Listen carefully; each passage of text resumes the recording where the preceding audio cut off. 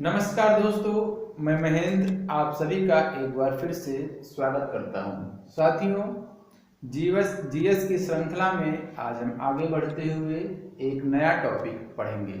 हमारा टॉपिक है शरीर में द्रव परिसंचरण। साथियों, द्रव एक तरह से ब्लड होता है। ब्लड क्या है? एक तरह से द्रव है।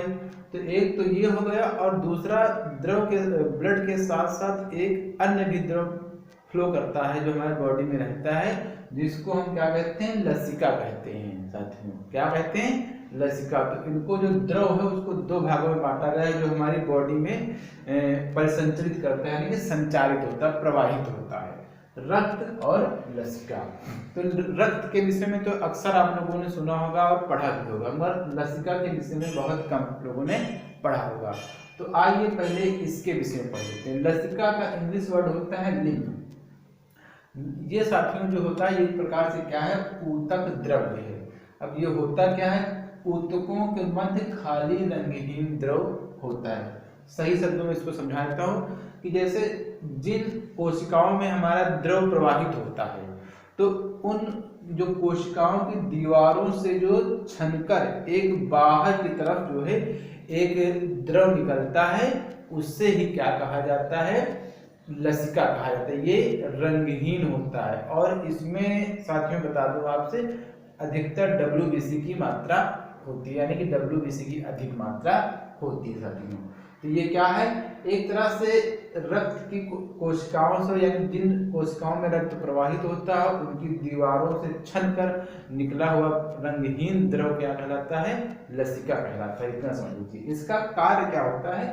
इसका प्रमुख कार्य यह होता है कि जो ये हानिकारक पदार्थ होते हैं हमारे शरीर में, CO2 हानिकारक पदार्थ, उनको रुधिर तक क्या करता है? पहुंचाता है। इस भाई CO2 है, CO2 को रुधिर के थ्रू पहुंचा दिया। रुधिर क्या होता है? हमारे पूरे शरीर में गमन करता रहता है, संचरित होता रहता है। उसके बाद रुधिर के माध्यम से क्या होता है? लंग्स से हमारी CO2 क्या होती है? बाहर आती है। ठीक है। तो इसका काम क्या होता है? CO2 व हानिकारक पदार्थों का रुधिर तक पहुंचाना। साथियों, अब आते हैं रक्त पर।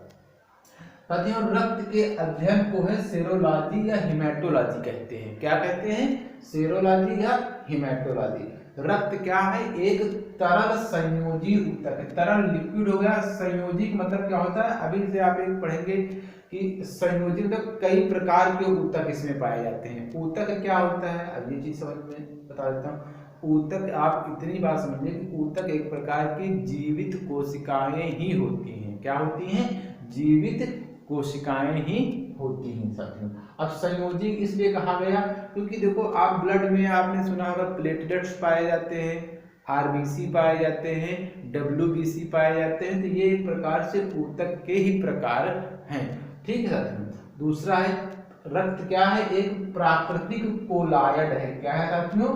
प्राकृतिक कोलायड है। प्राकृतिक कोलायड एक तरह से कह दूं मैं क्या होता है? तो वो विषमांगी मिश्रण होता है। विषमांगी मिश्रण क्या होता है? जिस घोल में अणुओं के विभिन्न आकार के अणु पाए जाते हैं या कण पाए जाते हैं, उसे कहा जाता है कोलायड। जैसे रक्त की बात किया जाए तो रक्त में क्या पाया जाता है? मुख्य रूप से RBC, WBC और प्लेटलेट्स। तो इनके जो आकार में आप जब माइक्रोस्कोप से देखेंगे, इलेक्ट्रॉन सूक्ष्मदर्शी से देखेंगे, तो इनके जो कणों के आकार में आपने कहीं मूवीज में या टीवी में कहीं पर भी देखा होगा कि RBC कटोरी की जैसी होती है। ठीक है। ठीक।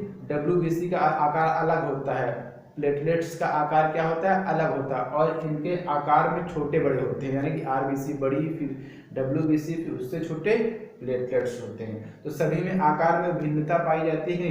मगर एक चीज और, इनको भाई आकार में तो भिन्नता पाई जाती है, परंतु इनको क्या आप आसानी से छान कर अलग कर सकते हैं? नहीं किया जा सकता है। तो ऐसा विलयन जिनके कणों में के आकार में विभिन्नता पाई जाती हो और आसानी से छानकर उनको अलग नहीं किया जाता है, वो क्या कहलाते हैं? प्राकृतिक कोलायड कहलाते हैं साथियों। आई बात समझ में? फिर आगे बढ़ते हैं pH। तो रक्त का जो pH मान होता है वो होता है साथियों 7.4। अभी हाल ही की पेट परीक्षा में यहाँ से प्रश्न पूछा गया था कि प्रत्येक तत्व में जो है कौन सा कह सकते हैं प्रत्येक द्रव में, या ऐसे करके कुछ था कि कौन सा तत्व विद्यमान रहता है।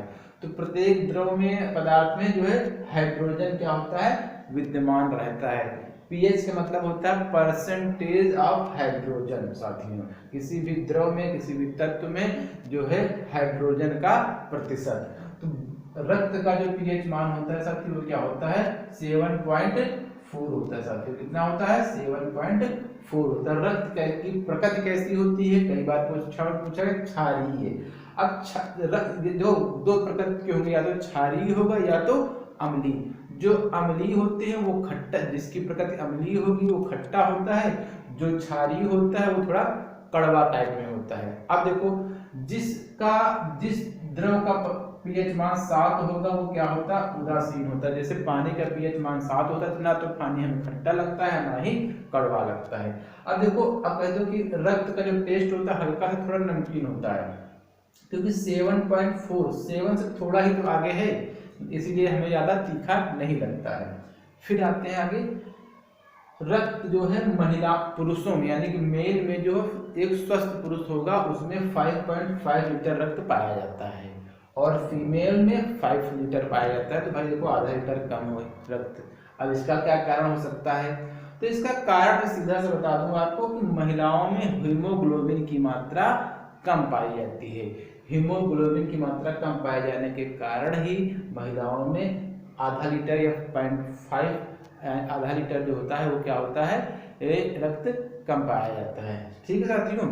अब हीमोग्लोबिन क्या होता है, हीमोग्लोबिन एक प्रकार का वर्णक होता है जिसके कारण हमारे जो ब्लड का रंग क्या होता है, लाल होता है। ये प्रश्न भी परीक्षा में पूछा जा चुका है कि रक्त का रंग किस वजह से लाल होता है, तो हीमोग्लोबिन नामक वर्णक के कारण।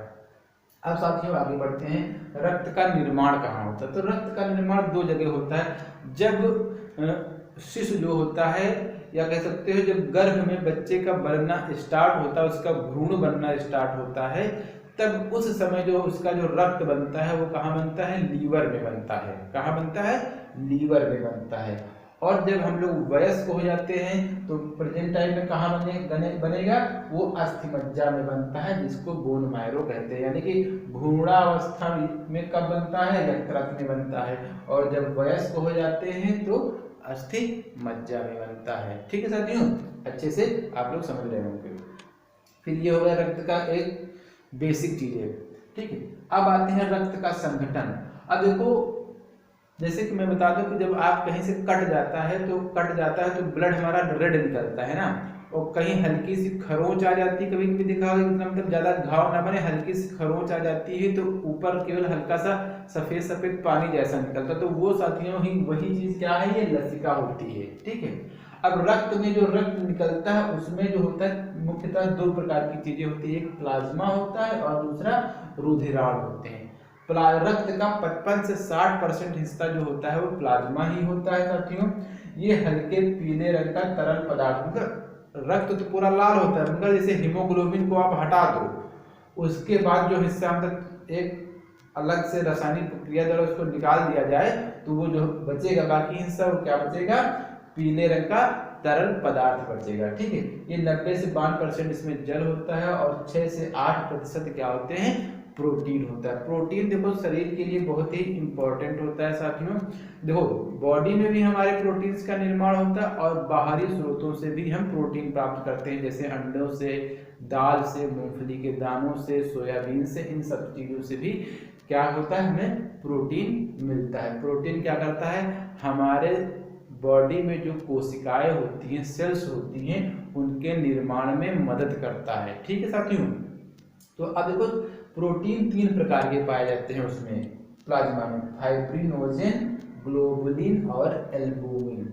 फाइब्रिनोजेन प्रोटीन का काम क्या होता है, रक्त का थक्का बनाना, यानी कि रक्त जब कट जाता है हमारा हाथ या पैर में कहीं पर भी किसी भी अंग में, तो क्या होता है कुछ देर खून बहने के बाद बाहरी हिस्से में उसी ब्लड का ही एक क्या बन जाता है, थक्का, यानी कि गांठ कह सकते हो, बन जाती है, और उसके बाद ब्लड बहना बंद हो जाता है। ठीक, तो वही काम करता है। अगर ये नहीं होगा तो हमारे शरीर में रक्त जो है बहना बंद नहीं होगा और उससे क्या होगा, व्यक्ति की मृत्यु भी हो सकती है। अगला है हमारा ग्लोबुलिन, शरीर की प्रतिरक्षा तंत्र को मजबूत करता है। कौन सा प्रोटीन? ग्लोबुलिन। ये रक्त में ही पाए जाते हैं तीनों, प्रतिरक्षा तंत्र को मजबूत करता है। फिर अगला है एल्बुमिन, ये क्या करता है? परासरणी संतुलन को बनाए रखता है। परासरणी संतुलन मतलब कि उसका रक्त का जो है वो घोल, यानी कि रक्त का जो कितना हल्का है कितना गाढ़ा होना चाहिए, उस चीज को ये बनाए रखता है। परासरणी संतुलन को ऐसा समझ लीजिए कि जब विभिन्न सांद्रता वाले दो द्रव को मिलाते हैं तो जो जिसकी सांद्रता कम होती है, सांद्रता मतलब ऐसा समझ लो कि एक पतला द्रव एक गाढ़ा द्रव, जो अधिक जो गाढ़ा होगा उसकी सांद्रता अधिक होगी, जो पतला होगा उसकी सांद्रता कम होगी। तो जैसे पानी लिया आपने, पानी में किशमिश डाल दिया तो आप लोगों ने देखा होगा कि किशमिश जो होता है कुछ समय बाद, घंटे 2 घंटे बाद फूल जाता है। तो पानी क्या करता है? उसकी ओर प्रवाहित होता है, क्योंकि वहां किशमिश के अंदर क्या है? द्रव है, वो बहुत ही गाढ़ा द्रव है। तो जो कम सांद्रता वाला गाढ़े की ओर प्रवाहित, और जब तक प्रवाहित होता रहता है जब तक कि वो अपने उस लेवल को क्या करता है? बराबर नहीं कर लेता है वो साथियों, तब तक वो प्रवाहित होता है। तो वही चीज क्या होती है? वही चीज इसमें भी करती है, यही काम इसका भी होता है, एल्बुमिन प्रोटीन का होता है। जैसे ये किशमिश है, ये पानी में भरा हुआ है, तो ये तब तक जब पानी इसके अंदर जाता रहे जब तक उसके लेवल को और बाहरी लेवल को बराबर नहीं कर लेगा वो, यानी कि ठीक है सांद्रता को। वही चीज एल्बुमिन करता है हमारे रक्त में। फिर आते हैं साथियों आगे रुधिराण, जिसको कार्पसल्स कहते हैं। ये क्या है? रक्त के सॉलिड होते हैं भाई, हमारे रक्त में लिक्विड ये है, अब उसमें जो कणिकाएं घूमती रहती वो सॉलिड होती हैं, जिन्हें रुधिराणु कहते हैं साथियों। ठीक, ये रक्त का 40 से 60% हिस्सा होती हैं। इनको 3 भागों में बांटा गया है विशेष रूप से, WBC, RBC और प्लेटलेट्स साथियों। इनका बहुत ही महत्वपूर्ण योगदान है, और इस पूरे जो ब्लड टॉपिक है इसमें से हर परीक्षा में मैक्सिमम कोई ना कोई प्रश्न पूछा जाता है साथियों। तो आज हम इसको यहीं पे खत्म करते हैं, समाप्त करते हैं इस टॉपिक को, क्योंकि आगे अगली क्लास में हम WBC, RBC और प्लेटलेट्स के विषय में पढ़ेंगे, जो कि हमारा नेक्स्ट पार्ट होगा इसी ब्लड का साथियों। ठीक है, मैं आशा करता हूँ कि आप सभी लोगों के बहुत ही टॉपिक जो है अच्छा लगा होगा, और आपके एग्जाम के लिए भी क्या होगा? बहुत ही फायदेमंद होगा साथियों। ठीक है, तो आज के लिए बस यहीं पर, थैंक यू।